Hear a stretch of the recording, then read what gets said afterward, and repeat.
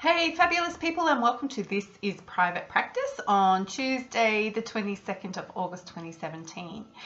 Today has been a day of me doing clinical work, which I haven't done for a while. Like, I've dedicated pretty much a whole day to it. My caseload, my clinical caseload, I worked really hard in 2016 to reduce it. It was exceptionally high, and we got down to about 3 active clinical cases. So in the last couple of weeks, I've taken on a couple more. I have some reassessments to finish off, and some different types of clients have come across my desk, and I'm always up for a new challenge and to do something a little bit different and get to know people. So I felt like I was ready to take on some clinical work. The infrastructure inside my private practice and my coaching practice has been growing and refining because, you know, Sophie's just awesome at that. Oh, speaking of Sophie, this afternoon I got Sophie speaking rehab jargon. She's only been with us 4 or 5 months and she's already speaking the lingo. That was just so funny that we got her speaking the jargon. I loved it. I told her so. So whether or not she can back it up with some more jargon tomorrow, I don't know. Anywho, with the development of my private practice, so spending some time and effort on managing and marketing, which are the key functions that I need to be implementing, but then also resourcing myself and the business well, having some really good operational support and administrative support, it's actually opened up space for me to be able to work with more mentoring and coaching clients, but also take on these extra rehab clients.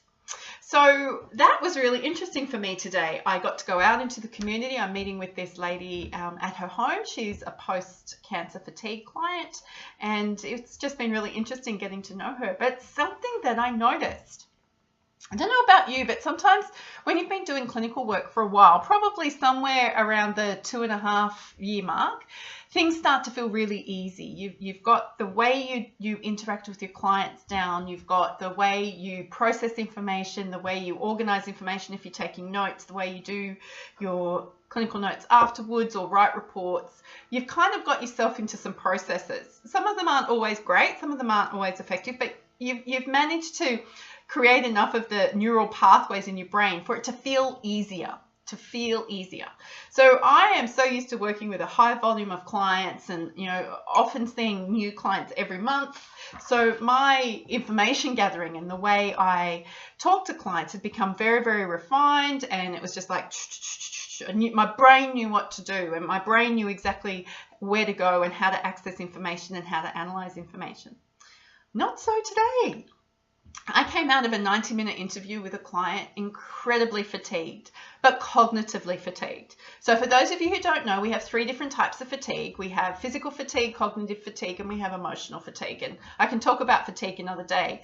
But it was interesting. I'd driven for 45 minutes to get to this lady's house, and then I spent a solid 90 minutes extracting information out of her, observing her behavior, and when we got to the half-an-hour mark, there were some changes in her behavior that I needed to start keeping a record of. So when you think about what you do automatically when you're with a client, our skill set is pretty remarkable. Expertise in human behavior doesn't just come from reading books. It comes from reading books, analyzing information, then applying it and getting the feedback and being able to augment what you're doing as you go, to tweak, to pivot, to twist, to turn, to help clients or anyone that's in front of us actually make decisions or give us information or interpret not just what's being spoken, but it's also how their behavior is interacting with what's being spoken. So again, I just wanted to really reinforce that the things that we take for granted, the things that we find easy, is because it is so well practiced. So well practiced. Now, I'm not just talking about the professional development or placement stuff you did while you're at university. I'm talking about the practice that comes with employment and ongoing work that we do with clients.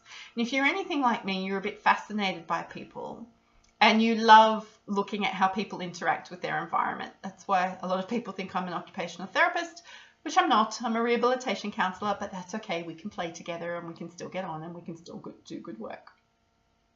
So I guess I just wanted to reflect something quite concrete back to you today about why it's why some of that stuff we've been doing for so long feels so easy, and then why we fall into the trap of thinking we can just learn something almost instantaneously, like online marketing and integration of software systems.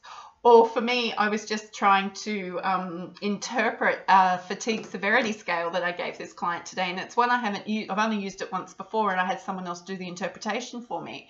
So I actually had to go and learn how to do it because I don't have all that information at my fingertips, and it's been, well, at my easy to access, compartmental part of my brain where it likes to retrieve data really quickly.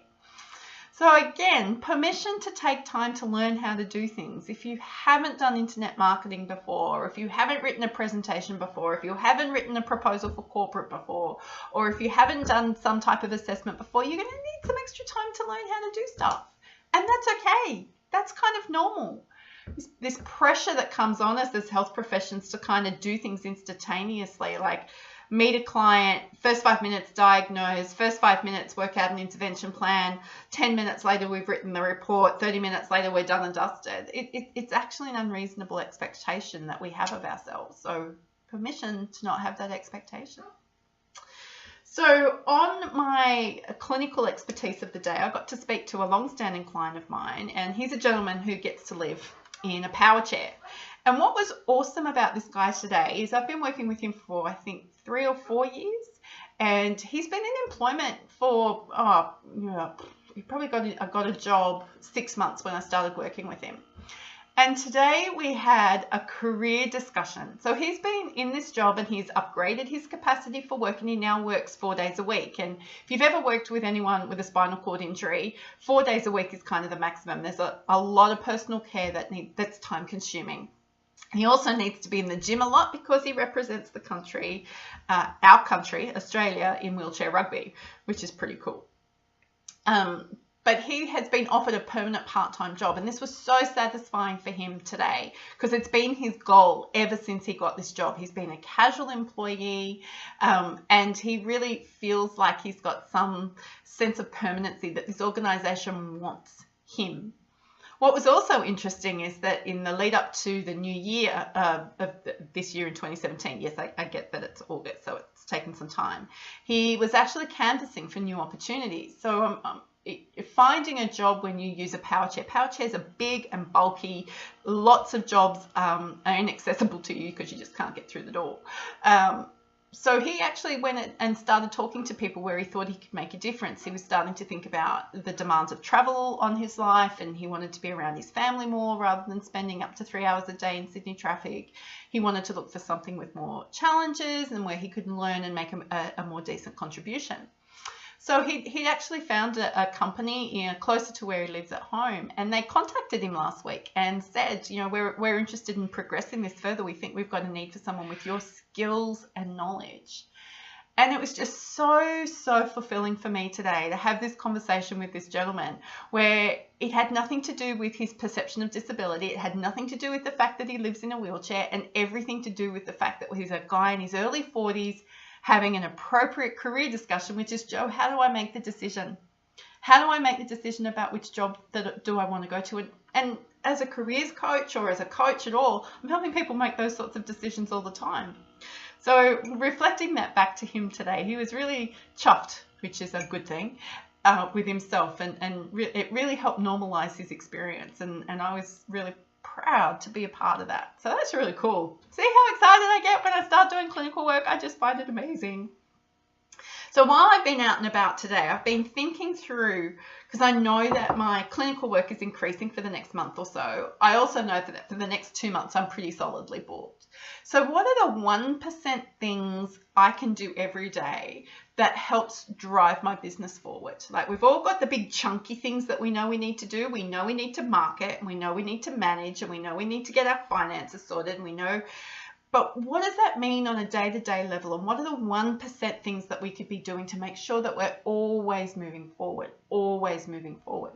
So for me, those things are do the work as scheduled, because when I get tired, like I am now, I don't want to do the things that are in my schedule, and I want to shove them out of the way and forget that they're there.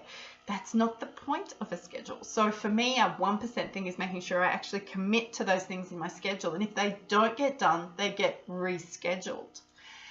The other thing is, what can I be doing while I'm out and about that contributes to marketing and management?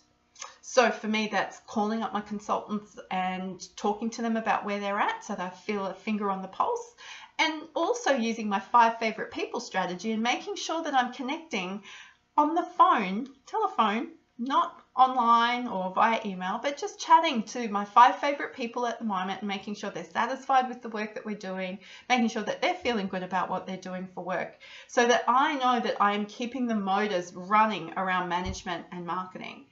And it also means that I've got to have that time, a chunky piece of time every week, probably twice in every week, to make sure that I'm focused on those things.